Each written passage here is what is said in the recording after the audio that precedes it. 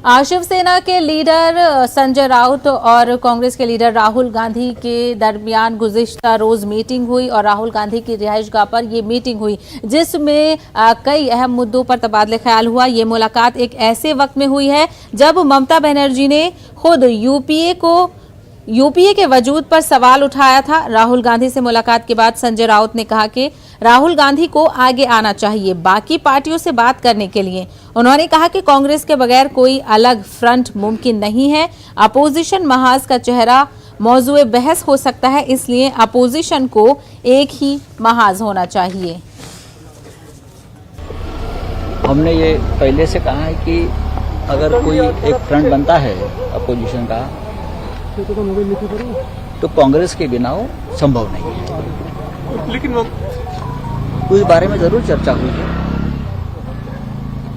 राहुल गांधी मुंबई में आने वाले हैं जल्दी ही, एक प्रोग्राम भी उनका बन रहा है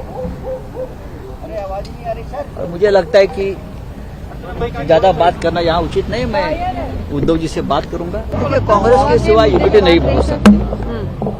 अगर कोई इस प्रकार से अलग फ्रंट बना गया तो कांग्रेस की लीडरशिप में दूसरा फ्रंट तो काम करेगा ही ना। उनके साथ भी बहुत से पॉलिटिकल पार्टी, रीजनल पार्टी आज भी कांग्रेस के साथ है। और अब बात करेंगे